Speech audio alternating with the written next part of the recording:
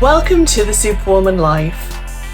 My guest today is Mary Lunnen. She is an incredible lady. I can't wait for you to meet her. Mary is a rediscovery coach, and she is author of an amazing book called The Powerful Voice of the Quiet Ones, which is all about the power of being introverted. And I know that this is something that so many people are going to relate to. So, Mary, I'm so happy that you've agreed to talk to me. Just tell everybody a little bit about yourself and your journey and how you got to where you are now. I think the sort of beginning of this part of my, I don't like using the word journey in some ways, it's a bit overused, but part of my explorations and my rediscovery, actually, that's a better word. I think I use that in my title. My rediscovery was in 1994 when I was diagnosed with cervical cancer. And for anybody, that C word is still a scary thing, whether it's not so much so as it used to be, but it still is. And that made me stop, of course, as it would. It was a big wake-up call. And I'm fine now, as you can see, 26 years later. And but it set me on a different path of rediscovery, much more into my spiritual life and into what I really wanted to do, to be honest. I was sleepwalking through my work and my career and under stress, and there's all sorts of reasons why this illness might have happened to me, and with cancer often there's no reason, so it's you can beat yourself up trying to find out why it happened, but actually that's not helpful, I found afterwards. So that was a big moment, obviously, but part of my recovery was collecting women's stories of people who'd had the similar experience, because that's what I couldn't find at the time when I was diagnosed. I wanted to talk to other women, and at the time there wasn't much support in those days. It's hugely better now, and there's so much more of the online communities and all these wonderful things that we can do now, but there really wasn't anywhere. And after a while I decided to start collecting women's stories myself, because I couldn't even find anything published. And I did, and eventually it was self-published or partly published with a small local publisher, and self-published. And that was a huge thing for all of us that were involved, actually. It was being heard, hearing other people, being witnessed in what we'd gone through. And it was a wonderful support for us all.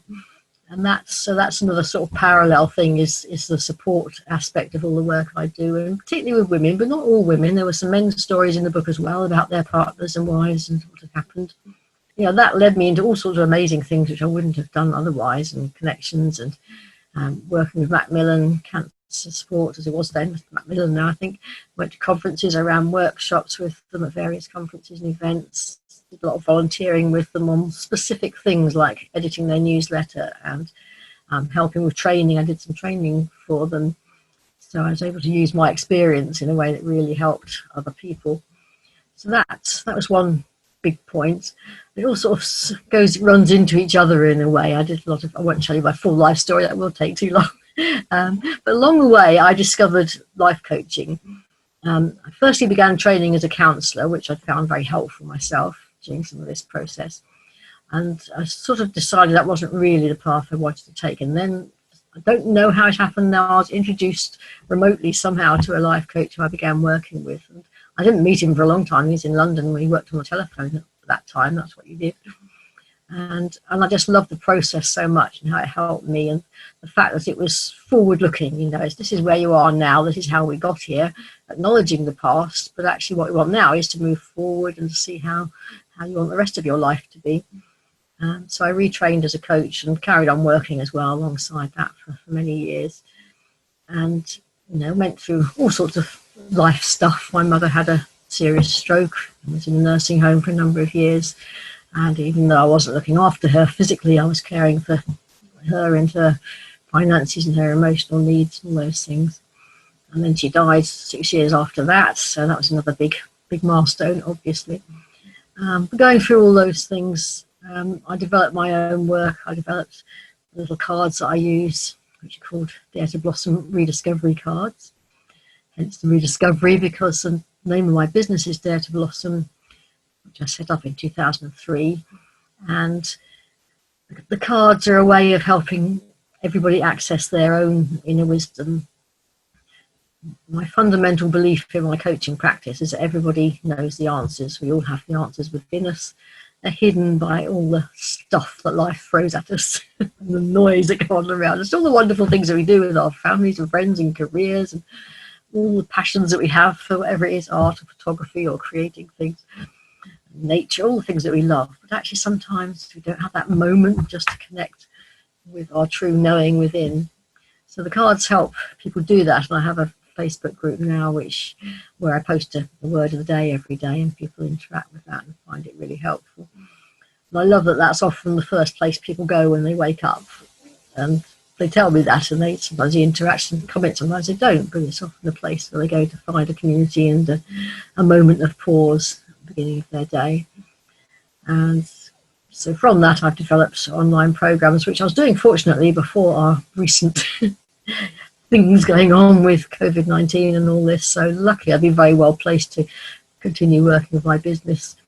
I miss the in-person contacts and the networking and the face-to-face conversations, but I'm very lucky that I'm already set up to do this. Technology's been such a godsend, hasn't it, though, over the last few months? And I think we've really realised just how invaluable it's been, not just for work reasons, but for personal and emotional reasons as well. I think, without things like video calls to loved ones, I think, a lot of people would have struggled a lot more than they have done during this strange time that we've been living through.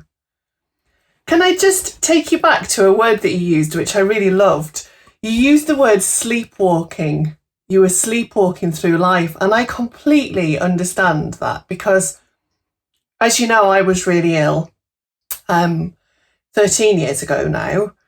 And that sums up how I feel. When I look back, I had, 3 or 4 years, maybe even longer, of just kind of going through the motions and, just doing what was expected of me. I feel like now looking back, and not actually stopping and thinking about what I wanted to do and what I wanted to be. And for me, like you said, having a serious illness was the thing that woke me up from that sleepwalking and made me stop and assess. And I think it's quite a common theme with these interviews that I'm doing, that somebody comes across something really dramatic and that's what wakes them up to realising that they want to do something different. And it's a shame that we have to go through that in a way, but I think, what a blessing that we did, because it makes me wonder how many people are still sleepwalking through life and don't realise it yet. Yes, I mean, one of the women I interviewed for my first book, she said that in different words. She said, well, a broken leg wouldn't have done it. I'd have struggled on. She was a headmistress of a primary school at the time. I'd have struggled on doing what I did anyway. But having cancer did make her stop and make that change. And it's such a shame that that word awakening or becoming awake has been hijacked by people who use it in a pejorative way, actually, most of the time.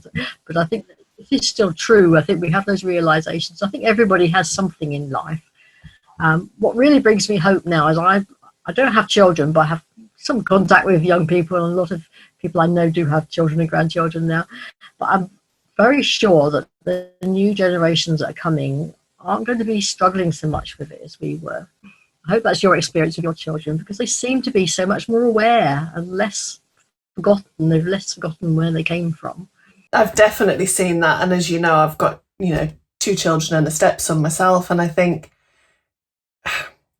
for generations, it was just the only way that you could exist, wasn't it? You'd got to get up, you'd got to do your job, you'd got to earn the money, to buy the food, to survive. And it was all about just surviving. There wasn't really a lot of emphasis on enjoyment. So if you lived in a mining town, you became a miner. There wasn't really any concept of you being able to do something just because you wanted to do it. And I think at the minute we're living in such a rich time, we can pretty much be anything we want to be within reason. We can find a way to do it, can't we? And I think this generation are being brought up seeing that, because I think, my generation and your generation were sort of the first to break free from that in a way. And they've seen it happen and they've seen it work now. And, it's really lovely to see this next generation grow up sort of understanding themselves better and knowing that it's all right to just be who they want to be. And, they don't seem to be anything like as judgmental as, some previous generations. They seem to be very accepting of people's choices, whether that's, job or whether it's sexuality or, religion. They do. I mean, the word at the minute is woke, isn't it? But which is back to that, misuse of awakening again. But it does sort of sum up this generation, I think. The idea that, they've come into the world and they're already awake. Yes, that was the word I was avoiding. I know, it's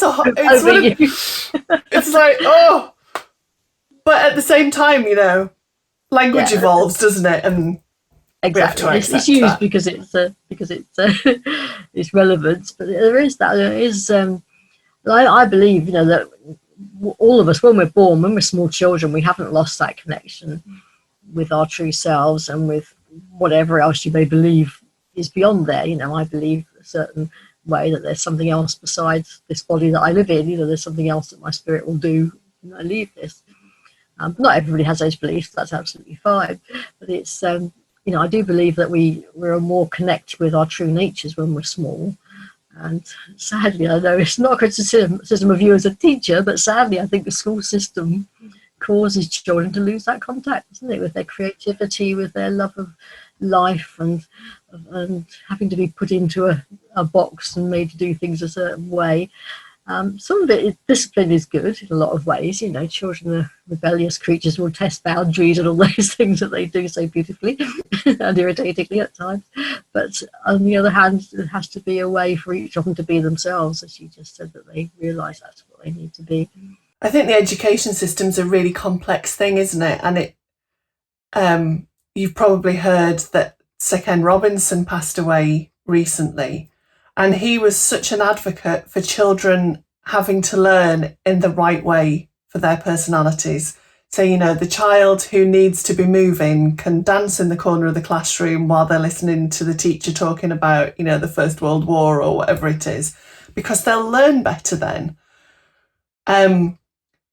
But even he couldn't get his head round what the new education system needed to be to fit, children the best, because I think unless we have very, very small groups, it's almost impossible to cater for the needs of every child, isn't it? It's heartbreaking. And I think watching schools going back now and being back to, rows of desks and no sharing and all the things that are going on in schools now, it feels so alien to the teachers who are having to implement it. And, I know that there's good reasons for it, but I just hope that we can get back to that kind of communal, cooperative way of going about education again as soon as we can, because I think this generation are going to miss out a lot if we go back to that very Victorian, rows of desks method, which would be a shame. Mary, you've talked about your journey, and you're obviously an incredible woman to have come through all the things that you have. But I'd love to know what qualities you think a hero has. Good question. And it's interesting. I think all human beings are incredible for a start. Everybody has a story. If you start, as you know, when you start talking to people, everybody has that story. That's the whole point of this video series, yeah. Exactly. So the qualities of a hero, one of the first ones is never giving up. And having said that, never giving up, but knowing which path to take. And if you find you've gone down the wrong path, turn back and start a new one. So there's that balance. It's very hard to make a list, I'm afraid. I want to say much about them, but is that going in a direction you think is right at the time, but then thinking, okay, this isn't working, let's not keep on banging the head against a brick wall, let's turn about and try another way around. That ability to accept that you've made a mistake is huge, I think. And I think we see so many people just charging ahead with whatever idea first came into their head because they're too ashamed or too embarrassed to admit that they made a mistake and that actually they want to go in a different direction now. sometimes it only needs to be a slight deviation, doesn't it? And it can make all the difference. You know, the education system, certainly in the past, or not just the education system, but expectations put upon children. You know, the people who ended up being a lawyer or whatever, and an accountant, and then later on in life they changed becoming an artist or a musician because that's what they always wanted to do, but they didn't want to disappoint their parents. I'm hoping now that the world's so different in a way, it's really a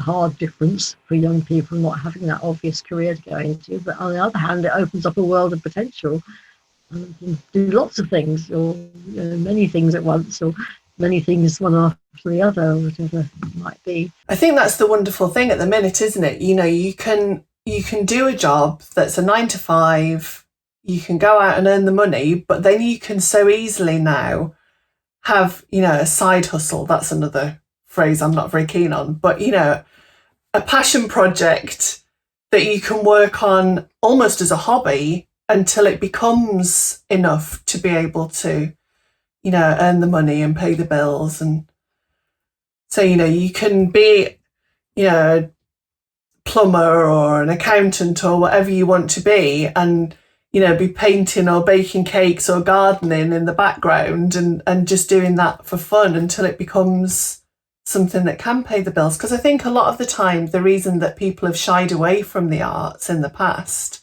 as a career is because they do tend to be less predictable jobs. You know, if you do qualify as a lawyer or an accountant or a teacher or a doctor, you know how much you'll earn, you know what day you'll get paid. And I think for certain personality types, that's really reassuring to know that they've got that stability. And, you know, it's the insecurity, isn't it, of the artistic world that often makes people make different life choices, especially when they're younger. I mean, that's one of the reasons I carried on working for a long time after I started my coaching business, because I needed that security and I was afraid in a way. And the ironic thing was that the last 12 years of my working life, I was teaching adults who wanted to start their own business. So I was in 2 programs, one with the local college and one with an organisation called Outset Cornwall, which was set up. They're both set up to do that, to help people. Most of them were unemployed, but a lot of them weren't. They were in other jobs or about to be made redundant, all these things that happen to people, or just wanted to follow their passion at last. And it was so humbling and inspiring, you know, working with these people. And what I loved about it was a huge range you get, because you get people who, you know, hadn't been in the classroom since they were 16. It was terrifying for them, so you had to allow for that side. You had people who had PhDs who were very well qualified but had no idea about the world of business. Why would they? You know, they'd never run a business or been self-employed, for both cases, actually. And they were thrown together in one group, and I used to love that, because they were the most wonderful cross-fertilization of ideas, I suppose you'd say. And everybody was so accepting. You know, you very rarely have anybody who came with a difficult attitude to deal with as a person leading the group, if you like. And you know, it was a huge learning curve for me. And you know, it was great when I was at the beginning of my coaching career, actually, because, you know, I normally now, as I think I said at the beginning, I work mainly with women, some men that come to me, but when you're working with private people who are paying themselves, then they tend to come to me because of my particular style of working and the way they meet me, which is mostly online at the moment. But working with this organisation where people weren't coming to me, they were coming to the organisation, that was a great sort of melting pot of different characters and people to deal with. Yeah, it sounds wonderful though, because there's nothing I like more than getting lots of people from different backgrounds with different life experiences together in a room, because there's so much learning goes on. And a lot of the time you don't even realise how much you're learning, do you, until you sort of sit back and think, wow, yeah, you know, just the little conversations that happen that can be completely life-changing. Yeah, there's a lot of that. The program was beautifully written, both of them, but the last one I worked on particularly had a lot of personal development written into it, if you like.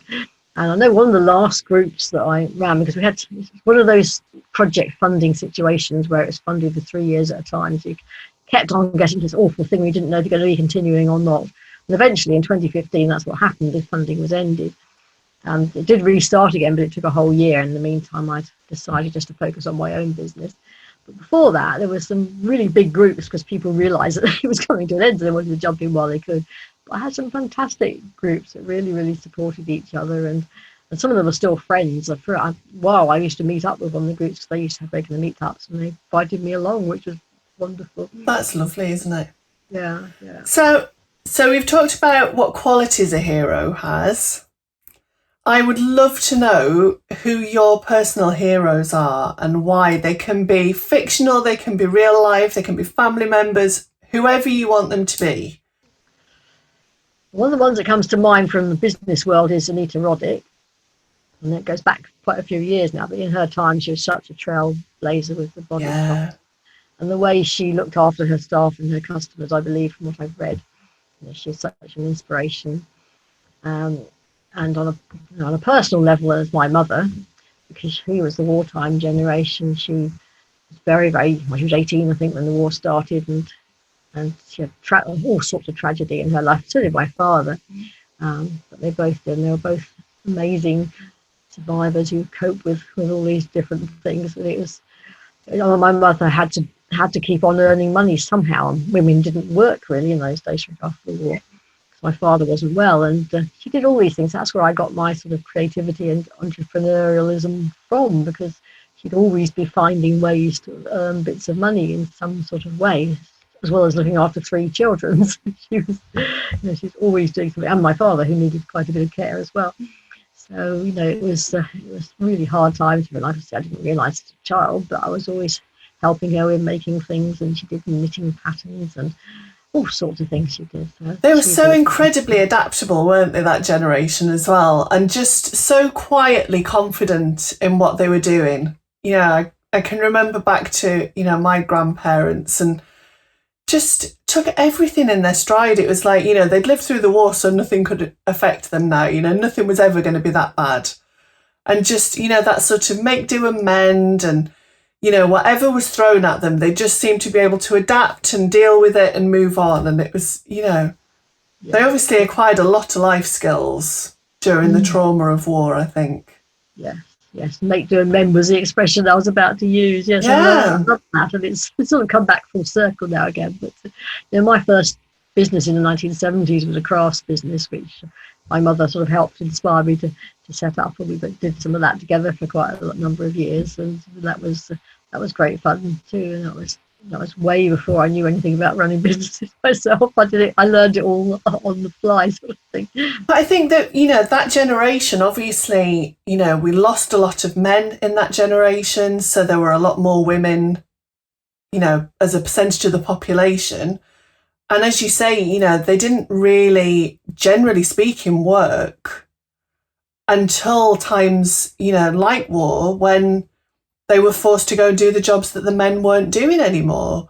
And I think, their generation sort of stepped up and showed us that actually we can do it, and, they were ploughing the fields in the daytime and going home and looking after the children in the evening, weren't they? They were an incredible generation of women, really, who kind of carried that on after the war, and led to the sort of feminist movements and the more liberated times after the war, which is we've got a lot to thank the sort of both war eras of women for, really.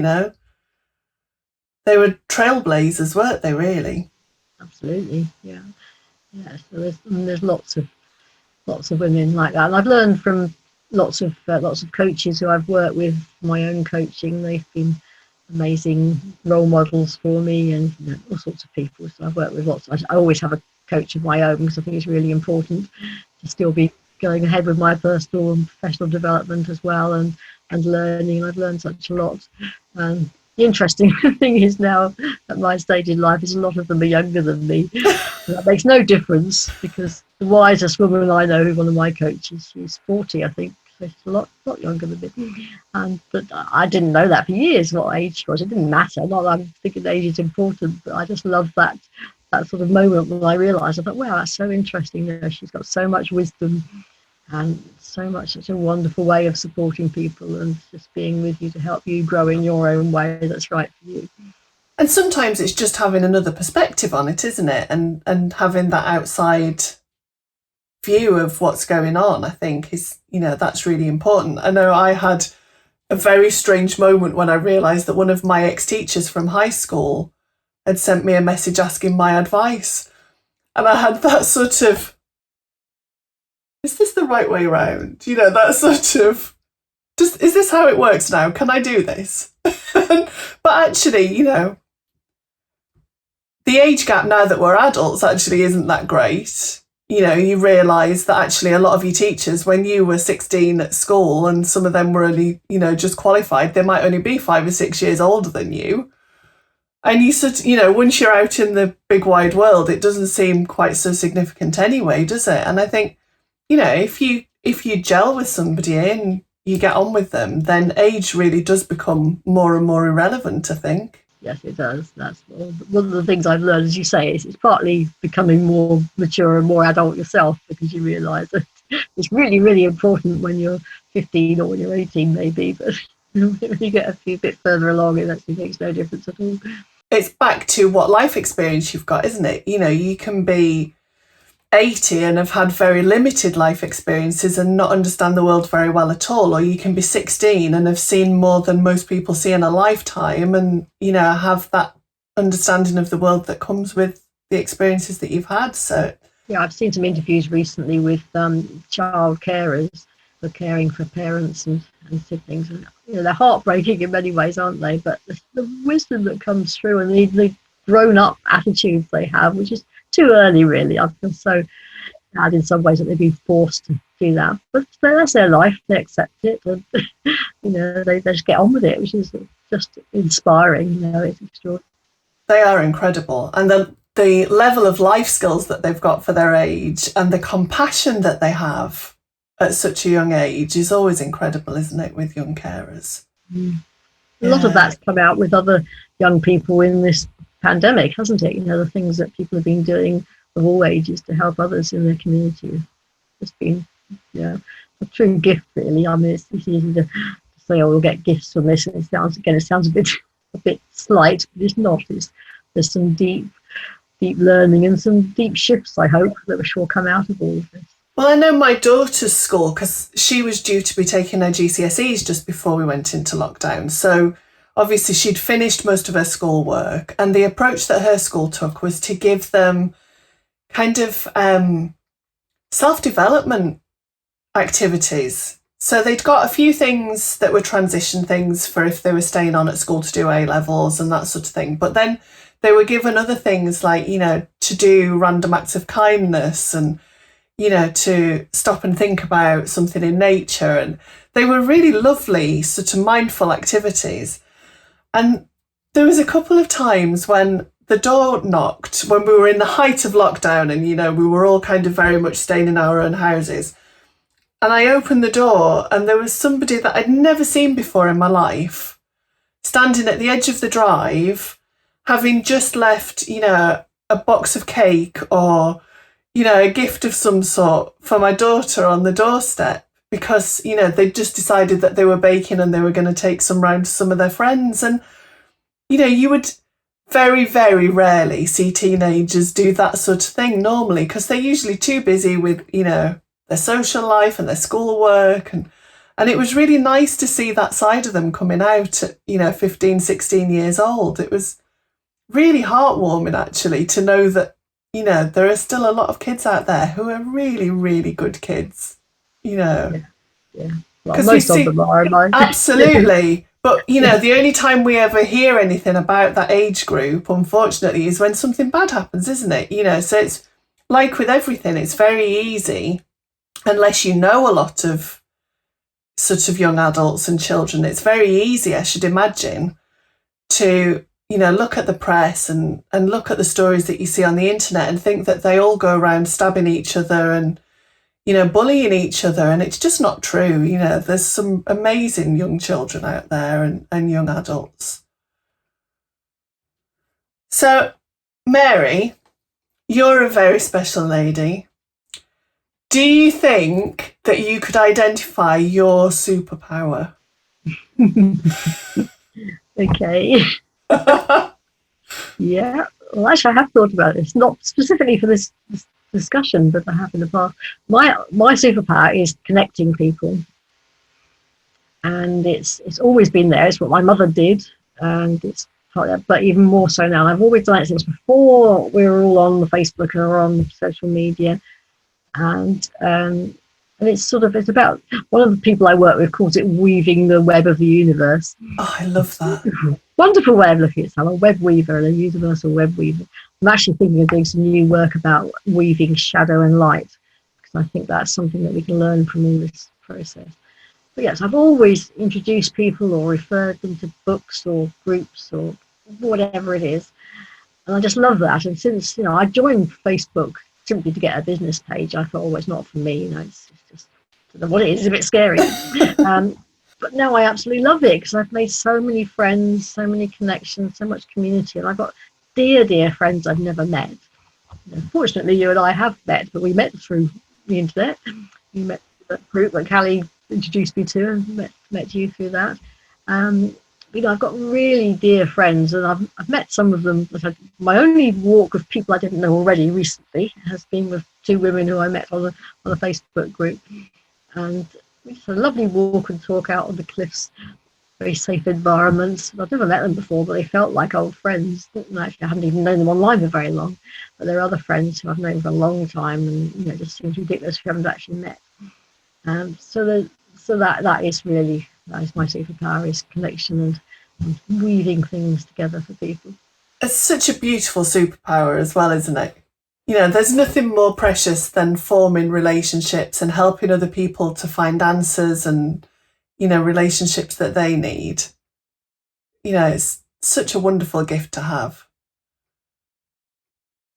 And I think, we are so lucky. I mean, I've been doing a few of these interviews recently, and one that I did with a lady in Australia who I've never met. Well, I suppose not obviously, but I haven't.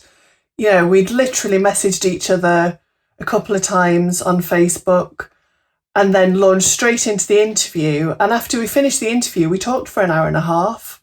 And it was only the fact that there was the time difference and it was getting late for her that we had to call it a day, because we just instantly got on so well.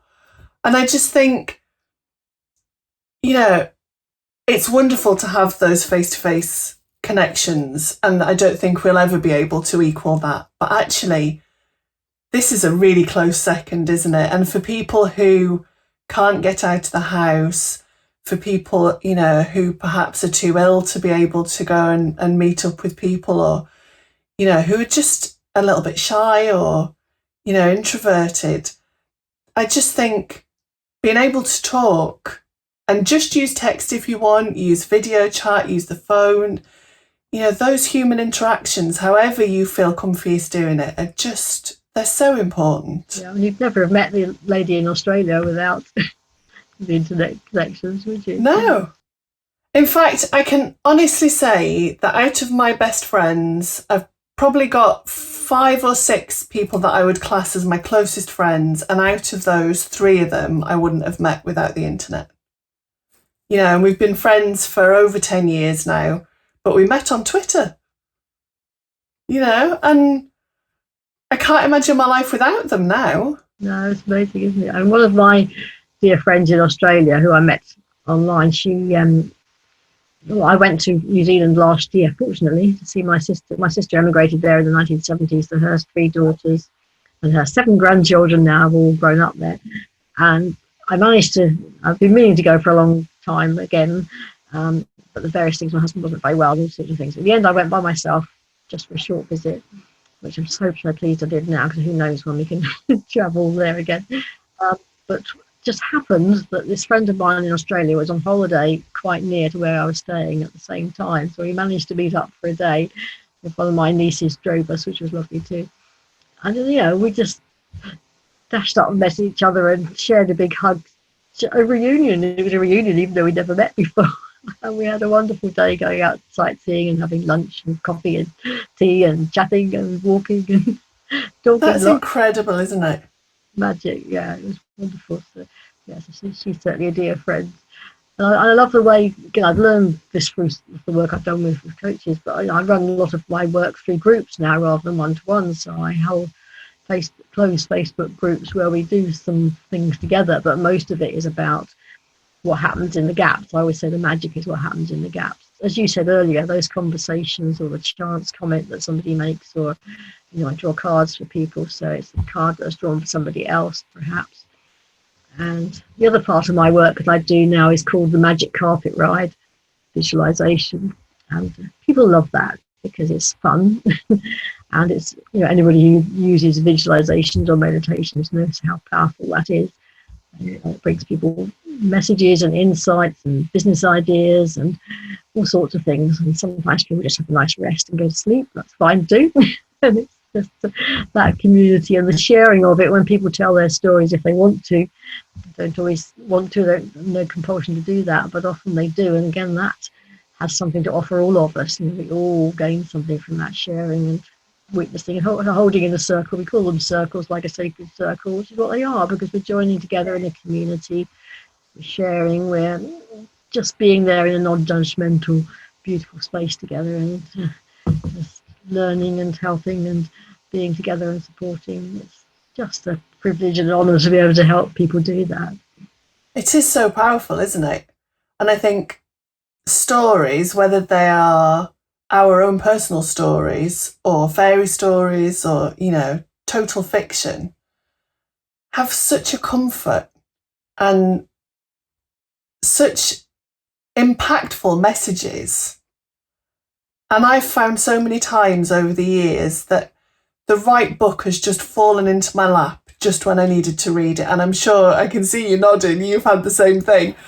And it just, I think because most of us are lucky enough to have, bedtime stories, which is always that kind of lovely, comforting, snuggled under the duvet, with somebody that you love reading you a story. We almost go back to that memory, don't we, when we're doing, whether it's a meditation or, reading a book or listening to a really good story or even watching a film sometimes, we're transported back to that safety and that security.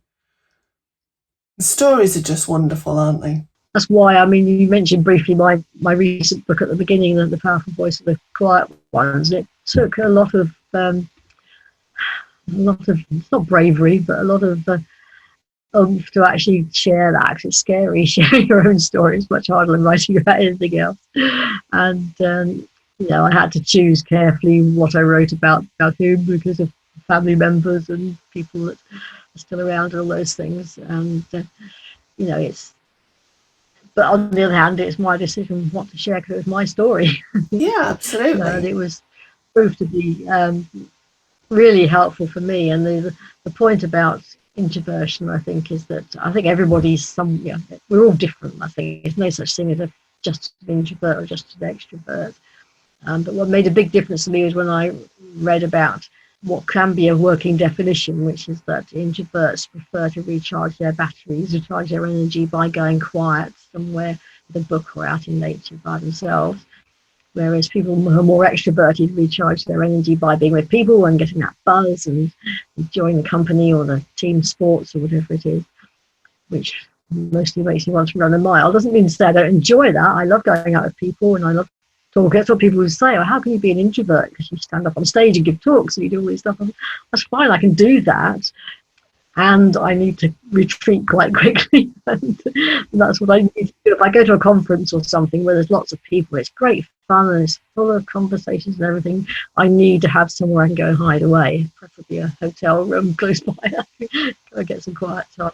It's interesting, isn't it? Because I'm exactly the same. And I'm sure, we've met in person and I'm sure a lot of people assume that I'm very extroverted, but actually, as a family, we actually quite enjoyed being in lockdown because, well, certainly 3 out of the 4 of us are very happy in our own space. We're not worried about going out too much. And if anything, the time when it got difficult for us was the time when we realised that actually we weren't getting any time completely to ourselves because we were always together.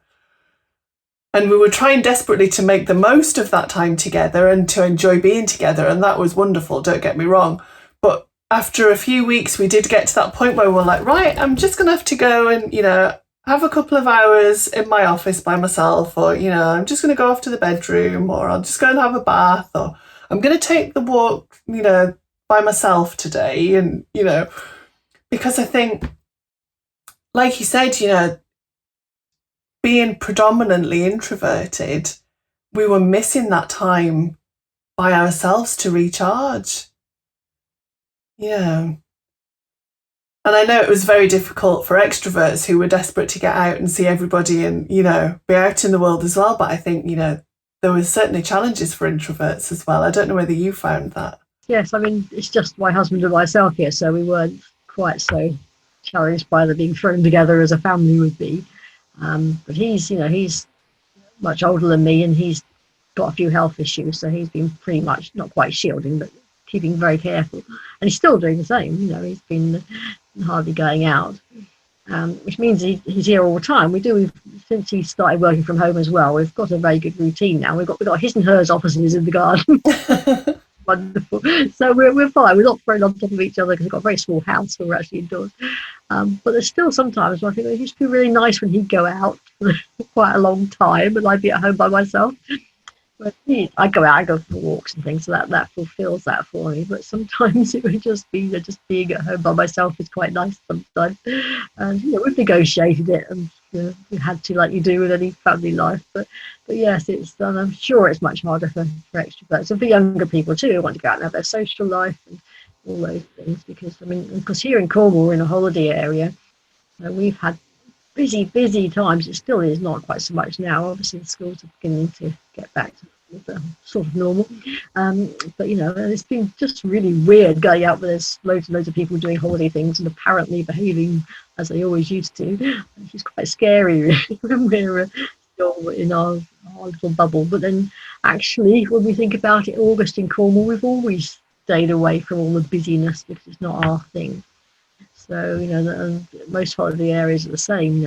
Everybody's grateful for the business and the trade it brings and the people to come and help support the local economy.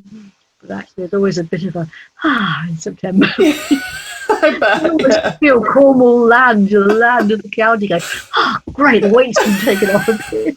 All those feet are walking on me. Oh.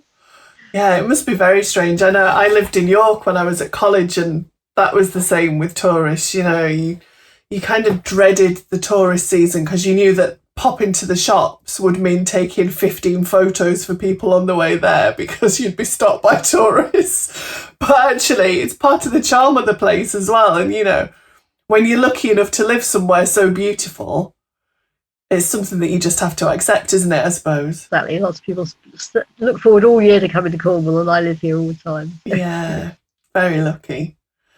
So, Mary, if people want to find you online, where can they find you? Well, I have a website, which, of course, is probably the least active part of my online presence these days, but it's simply www.daretoblossom, all in letters, no numbers, daretoblossom.co.uk. Or because I've got an unusual surname, if they look up Mary Lunnen on Facebook, they'll find me there. And there's also a Dare to Blossom site in the various groups as well, but finding me personally is probably the easiest way. And I'm on some of the other platforms, but Facebook is my true community home, so that's where I do most of my things. So that's the easiest way. But if they find my website as a contact form, if they wanted to contact me privately and find out more about what I do, and it has the books, it has the art that I do on there as well, has things about the programs that are coming up. So that's probably the sort of quietest place to find me, just to read about what I do and then maybe get into the other things at another stage if that appeals to them. That's wonderful. I'm sure lots of people want to know more about what you're doing. It's been so lovely to talk to you today, Mary. Thanks ever so much for giving us your time. Thank you for inviting me. I'm sure lots of people are going to have really got a lot from listening to your story and your views on things, so thank you.